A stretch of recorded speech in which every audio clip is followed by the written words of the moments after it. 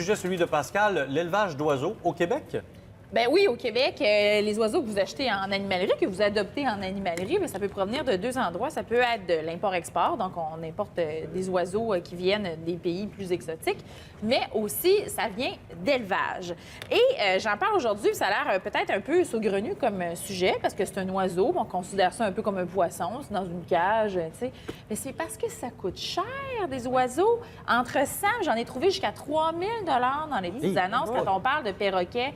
Très rare. Donc, je me dis, tu sais, avec la cage puis tout ça, c'est quand même un investissement, puis c'est un attachement émotif. Puis moi, j'aime ça savoir d'où viennent les animaux que j'adopte. Vous le savez, j'ai pris un grand soin de choisir mon éleveur pour mon chien. Puis on est parti avec cette idée-là et on est tombé sur cette nouvelle qui concerne des oiseaux qui étaient publiés dans Le Soleil, le journal Le Soleil, des oiseaux exotiques qui sont dissimulés dans les tuyaux. C'est pas la première saisie d'oiseaux exotiques qu'il y a à Jakarta, où il y a beaucoup d'oiseaux exotiques. Vous les voyez, il y a des perroquets, mais aussi des cacatoès, et on les dissimule dans des tuyaux. Il y avait eu une saisie semblable en 2015. C'est des centaines d'oiseaux qui sont pris comme ça. Ce qui est terrible, c'est que 10 à 20 des oiseaux meurent à la capture sous le choc d'avoir été capturés. Oui. Et 50 la moitié donc de ceux qui restent vivants, meurent durant le transport. Évidemment, tout ça, c'est régi par la Convention sur le commerce international des espèces de la faune et de la flore sauvage qui sont menacées d'extinction. Donc, on ne peut pas importer toutes les espèces. Ça fait depuis janvier 2017, d'ailleurs, que le perroquet gris d'Afrique figure sur cette liste. Et ça, c'est le gouvernement fédéral qui gère ça. On le voit ici, le perroquet gris. Un oiseau extrêmement intelligent en plus. Fait que ça me fait encore plus de peine de voir qu'on ferait souffrir ces pauvres bêtes-là. Donc, quand on en achète... Il y en a, là. Il y a des gens qui nous écoutent qui ont ça chez eux, là. Oui. Okay. Mais là, maintenant, quand on en fait le commerce, quand vous les achetez dans une animalerie, bien, il faut vraiment poser la question d'où il vient. Est-ce que ça vient d'un élevage? Est-ce qu'il y a eu un permis pour ça? Donc, on se dit, on trouve ça terrible, l'importation d'oiseaux. Est-ce que les élevages, c'est mieux? Bien, en 2015, la SPCA a fait une grosse saisie de plus de 500 oiseaux chez une animalerie et un centre d'élevage dans la région montréalaise. Fait qu'on se dit, tu sais, qu'est-ce que c'est ça? Et on a fait beaucoup de téléphones. D'ailleurs, merci à Rosalie-Anne qui nous a aidés avec Mylène, ma collaboratrice recherchiste, à faire tous ces téléphones pour comprendre que finalement, tous les experts à qui on a parlé, c'est qu'on manque vraiment d'encadrement. D'abord, ces oiseaux-là ne sont pas protégés en vertu de la nouvelle loi québécoise sur le statut de l'animal qui a été adoptée en 2015.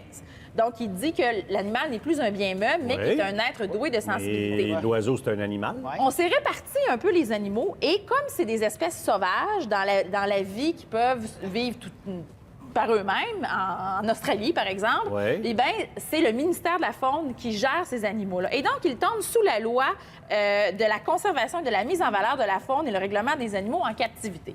Il y a des exceptions, parce qu'on ne peut pas garder des animaux sauvages à la maison, qui concernent notamment les psittacidés, qui sont les perruches, les perroquets, les loriquets, les inséparables, les cacatoès, etc. Et bien là, ça devient un peu dur à qualifier parce qu'on a parlé à Brigitte Nadeau qui a un sanctuaire d'oiseaux qui s'appelle Sous l'aile de Cabri, qui recueille les oiseaux que les gens ne peuvent plus s'occuper parce qu'il y a beaucoup d'abandon, la SPCA nous l'a confirmé, parce qu'un perroquet, ça vit longtemps. Et Isabelle Boucher, qui est l'instigatrice du festival Avec deux ailes, où les éleveurs peuvent se rencontrer, on nous dit finalement, c'est plate pour les éleveurs qui prennent soin de leurs oiseaux et qui ne se permettent pas de faire n'importe quoi. Il n'y a pas d'encadrement, donc il y en a, c'est très lucratif, qui vendent des bébés oiseaux à très fort prix, qui les séparent de leur mère très jeune. Et donc, ce serait tout à l'avantage de ces bons éleveurs que d'avoir un meilleur encadrement. Bravo, Pascal. Merci beaucoup.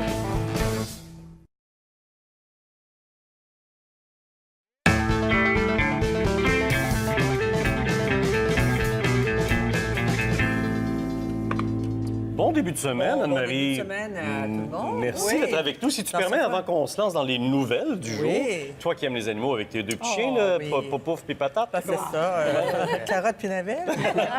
Moi, c'est mon fun! Ah, c'est ça. M&M! Mais puisque tu aimes bien les animaux, je vais laisser juste une petite seconde à Pascal pour nous donner des conseils. On parlait d'adoption d'oiseaux avant la pause. Et il faut trouver d'où vient cet oiseau-là, des bons conseils. C'est ça. Il y a des gens qui nous demandaient, mais là, qu'est-ce que je fais si je veux adopter un oiseau? Bien, on a parlé à Manon Tremblay, qui est vétérinaire spécialisée dans les animaux exotiques et les oiseaux. Puis elle nous a dit, tu sais, quand on choisit une garderie pour un enfant, puis qu'on rentre chez l'éleveur, chez la garderie, ça je mélange deux concepts. Mais quand on rentre dans la garderie et qu'on trouve ça louche, là, hein? Ben, on n'est pas bien, on s'en va de là. Mais c'est la même chose quand on va chez un éleveur. Il ne faut pas se contenter d'appeler, puis il faut y aller. Mais le seul conseil vraiment que je peux donner, je ne peux pas conseiller d'éleveur, adopter à la SPCA. Ils en ont toujours de disponibles des animaux exotiques. Ils vont se faire un plaisir de vous les confier avec les bons conseils. Belle place pour laisser nos enfants. Oui, au CPE, les centres pour éleveurs. On est à la même place pour tous les 100. OK, merci beaucoup.